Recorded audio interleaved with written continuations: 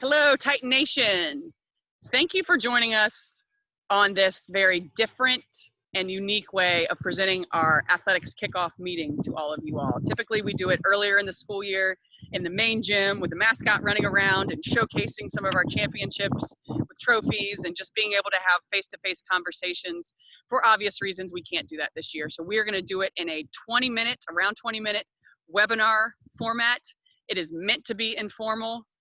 As it relates to current events right now, I am not running for president or vice president, so if I fumble over my words, please don't tweet about it or use it against me. The down-to-earth feel is what I love a lot about Trinity, and this little meeting is going to be no less than that. So let me jump right in. I chose my location to sit at, so I could take off my mask since we're outside here, but also I'm in Aycock Stadium, and a lot of you know that we are about to start a really exciting project that is going to overhaul this grass that is currently out here with a new turf field. The things it's going to be able to do for us logistically, programmatically, aesthetically are so valuable to the department and really the school as a whole. So that's why I choose to be out here. It's really, really neat. You can hear the band over close to the building who has come outside. Really just a beautiful day to be at Trinity. So let's jump right in. I wanted to share my screen here. I am Anna Prilliman. I'm the athletic director. I have been at Trinity for 8 years. Let me get down here to the staff. This is my second year in this particular role as director of athletics. I came in as a government teacher, coaching, being the program head for girls basketball. And then depending on the year, I have helped with volleyball, softball, boys and girls tennis. I have coached. Let's see, I graduated from UVA in 2004, so it's been 16 years of coaching. I started at St. Anne's Belfield in Charlottesville and then made my way back to Richmond, where I stopped at Atlee and St. Catherine's before getting here. Alicia Raymond also has a lot of years under her belt with coaching experience. She is in her second year here at Trinity as the assistant athletic director. She handles all things scheduling. She's very heavily involved in social media, and she is definitely our tech giant within the department. Not that much younger than me, but it would seem like it some days with some of the things that she's able to do that we are not. So second year for Alicia, excited to have her. A lot of you know Adam Banworth already. He is an assistant athletic director role now due to all the hodgepodge things that he takes care of. He's also our director of strength and conditioning, again, been here for over a decade. Mark Hall has been immensely valuable since March, having to deal with all the changes and all the different things we see related to COVID. He is our athletic trainer and just an absolute joy to work with through all of this and doing a great job. Adam Lonan is a jack of all trades around Trinity right now. He is very helpful for the athletic department as our main site manager. He's the one handling any logistical things on the fields during home games, and he's heavy into social media as well. He's also our girls basketball program head. And then the woman behind the curtain is Diane Gillert. She handles all equipment and uniforms and done a great job organizing all of that. So that's the department. Quickly, I wanted to go over the goals and kind of why we are here. Of course, athletics is in place to teach these kids life lessons. We use sports as a vehicle to do that and also further our mission of our kids discovering their path. We want to make sure we are creating and nurturing the whole person, not just the athlete, but the person who's going to go out into the world one day and be a part of society. I feel since COVID, if you were to look for a silver lining in it when athletics, I felt like we needed a restart. A lot of the shift, let's say nation or even globally, has been playing for the name on the back of your jersey, not necessarily for the front of the jersey. And I think people needed a restart into why we're doing this and what really matters. Of course, we're going to celebrate when our individual kids get accolades and they go off and play at whatever university or continue their playing career wherever, or even have some big offers. Sometimes we'll put that type of stuff on Twitter, but the focus is not that. The focus is teaching these kids to be a part of something bigger than themselves, to learn all those character traits and Titan attributes we talk about all the time, to deal with loss on the playing field and how to get better because of it, how to overcome it, maybe to deal with interpersonal conflict within a team, whether that's with a teammate or a coach. Those are important life lessons. With that said, we also want to win. I said in a recent meeting that I have always, since I was young, test positive for extreme competitiveness, to the point where I'd say somewhere in my late teens and 20s, it was probably a problem.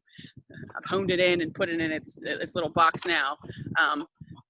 But with that said, I want to make sure everyone knows we are very committed to putting all of our programs in a position to succeed. Now, every one of our programs might define success differently when it comes to wins and losses based on what talent you've got and experience and certain things like that.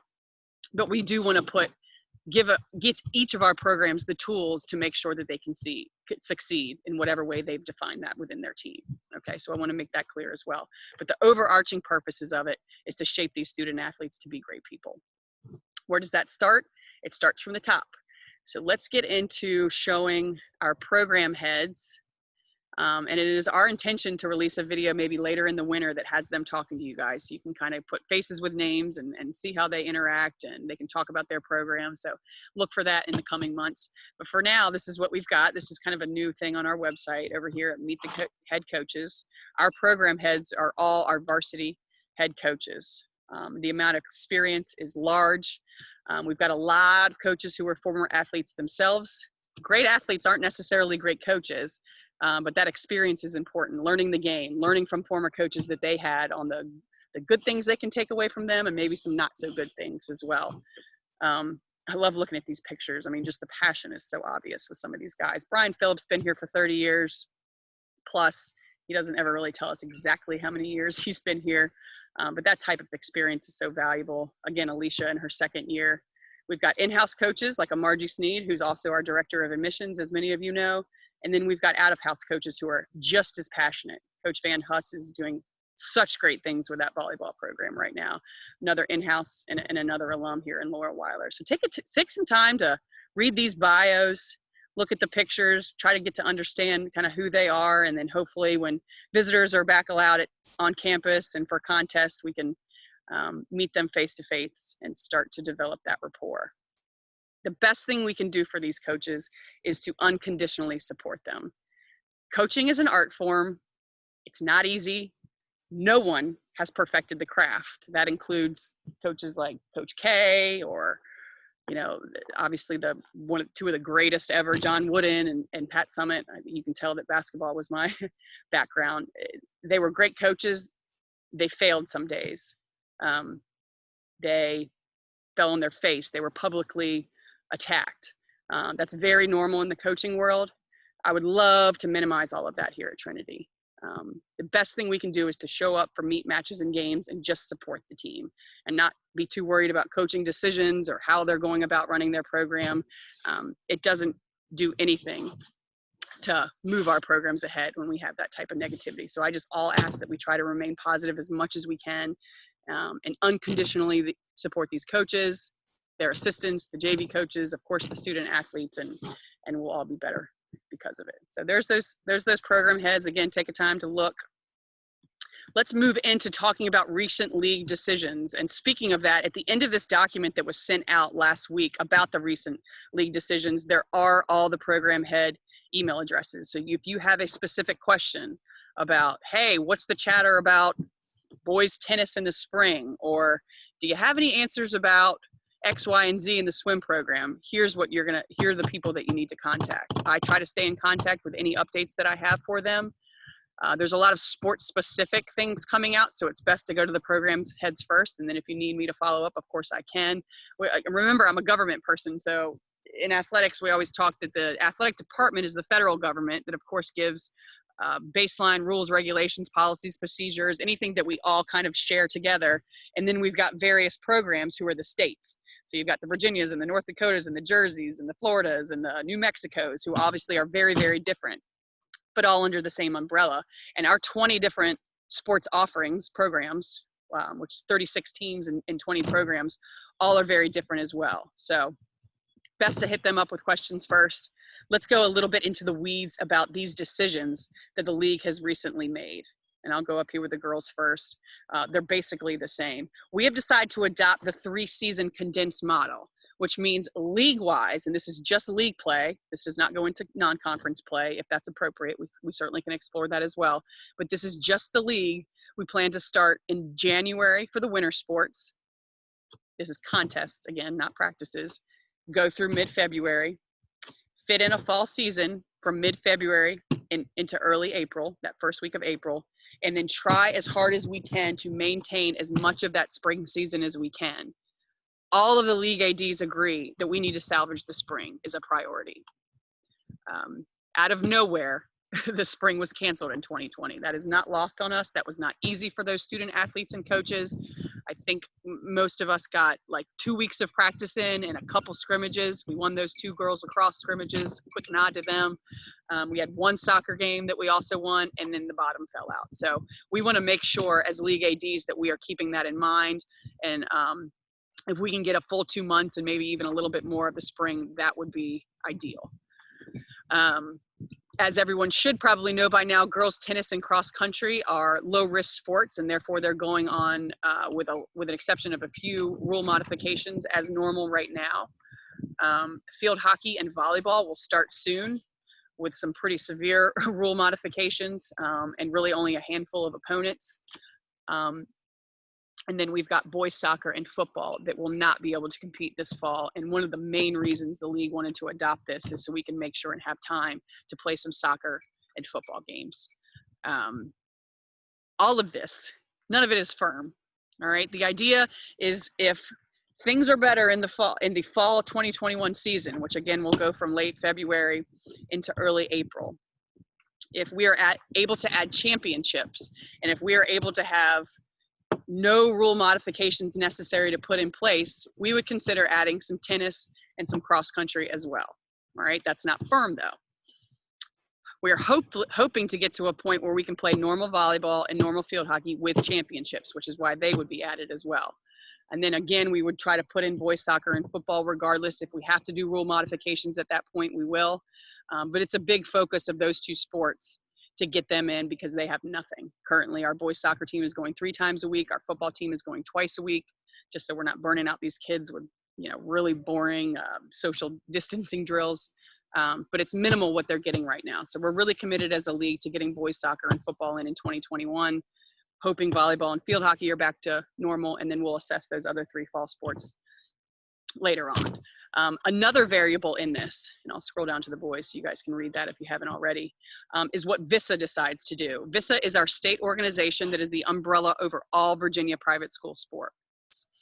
They have yet to decide about winter and spring championships. I'm actually on that executive committee now. We meet again October 30th to make those final decisions. When that happens, our 2 leagues, the LIS and the Virginia Prep League, will make our dates firm as we can make them. So if the winner decides to have a state championship, which is usually around, let me check here, the date around February 19th and 20 weekend, obviously that would be the end of our winter season and we would work backwards from there. If they offer spring championships, which is usually the weekend of May 14th and 15th, that would be the end of our spring season and we would work backwards for there.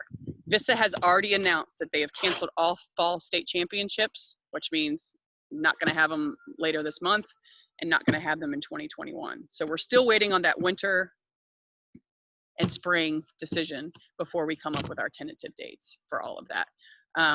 All the mitigation practices that we started with are still happening on campus. We have no teams playing full contact. There's that 6 feet social distancing protocol in place. We're wearing masks.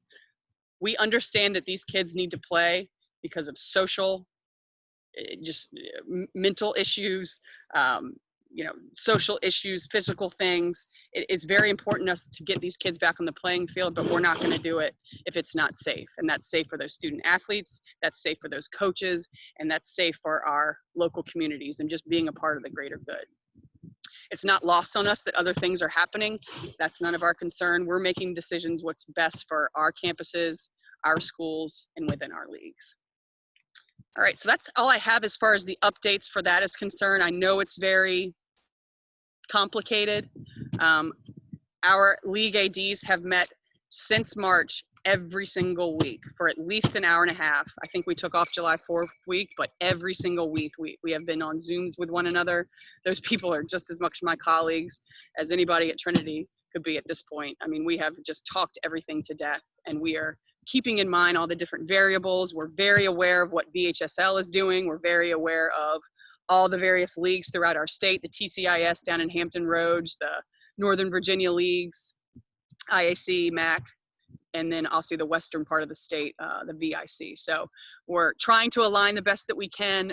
The nature of independent schools is you kind of can do what you want, right? So trying to stay aligned within our leagues and even the bigger state has proven difficult, as everybody's kind of got different goals, different dates in mind, different spring breaks, different Christmas breaks. So we're trying to juggle all of that, and we're doing the best we can, but we are thorough in thought. I can tell you that. Lots and lots and lots of conversations. All right, let's jump into our social media situation. These are tools that are going to be very important for some of you parents to follow along. At this point, we cannot have spectators or visitors on campus, as many of you know. Mr. Short and I, Mr. Phillips, Mr. Monaco, we are reassessing that all the time. We understand that it's so important for you guys to watch your kids play. We've got to do it in a safe way, and we definitely want to stay aligned with the league rules. So Twitter actually is going to be even a better tool than it has been in the past as far as in-game updates. You'll find links to live stream. Every single one of our home games, including tennis, which is off campus, is live streamed to the best of our ability. This gives in-game updates. I just posted this morning of Coach Banworth up in our aux gym installing our new Huddle Focus camera, which is kind of it's a smart camera that films volleyball and basketball, and you don't even have to use the camera. Hi, Mandy. It's going to give in-game updates. Amelia Woolman had a great match yesterday at St. Catherine's. That type of stuff is going to be on there. Statistics, game day announcements, as you can see, with time and location, just as a reminder. Kate Monaco, gosh, what a great job she did in this turf video. Andrew Duhart, Jack Jenkins is in there as well. Those kids are just so awesome. They were rock stars in that video. Fun pictures. I took these in Charlottesville the other day of our JV tennis team. Again, links to live stream. And then sometimes we've got weather updates, which can be important. Our program heads aren't able to get out updates sometimes in real time based on teaching classes or being in meetings or whatever their full-time jobs are. So on Twitter, like for instance, on September 17th, we said we canceled practices. There must have been a thunderstorm that afternoon or heavy rain. So one-stop shop for all things Trinity Athletics. Make sure you can follow us. It can be a really, really exciting way to get to know the department and what we do here. Also, we've got a YouTube channel. Everyone listen closely. If you are watching this, click subscribe. It is very important that we get to 1,000 subscribers sooner than later. That is going to open up our ability to live stream from various devices, including iPads and mobile phones, iPhones. But we cannot do it unless we get to 1,000 subscribers. I have no idea why that is with YouTube or the tech behind it, but that's what I'm told. So if you guys watching this, click right here, subscribe as soon as you can. Again, live stream videos will be on here. We're putting up more and more videos since COVID happened. We did our banquet celebration. There's a cool little teacher appreciation thing that happened last year. Senior days were put on there, and content will be growing on this channel. So please click subscribe so we can get those subscribers up to 1,000. That'd be awesome. Lastly, excuse me, we just added Instagram. So not a ton of posts yet. I think this went live maybe even last week, 2 weeks ago at the most. Alicia's trying to add content there so we can have some pretty pictures on Instagram. Same handle as Twitter, TES_athletics. Get that going. So very important to get on all 3 of those platforms. Twitter probably being the most important. Lastly, before I wrap up, 2 dates. We have 2 firm dates to tell you. Usually there's so many dates to tell you, but right now, winter sports, they will start on November 30th. This is 2 weeks after normal. We felt very strongly as a school that we needed to all take a load off during Thanksgiving, not be thinking about too much when it comes to what's going on here at the school, spend time with your family, focus on the things that you're thankful for and the things that we still do have. And then coming back from Thanksgiving break that Monday, that is when we will start all winter sports. And that's girls basketball, boys basketball, indoor track, and swimming. We will update you all on all those sports if they can even start then, and what type of rule modifications and social distancing protocols we'll put in place. But we do know that that start date at the soonest, if that's a word, is November 30th, okay? the other date that we hope is firm is May 16th. That is when our athletic banquet will be held at the Short Pump Hilton location, May 16th at 5 o'clock. We actually have a special guest, hopefully coming this year if his calendar allows it. We have added the Thomas G. Aycock Award of Distinction to the docket. For those who know Trinity's history, he is a former head of school and just a man that we all love. He had several passions here, and 2 of them were Trinity athletics and the IB program.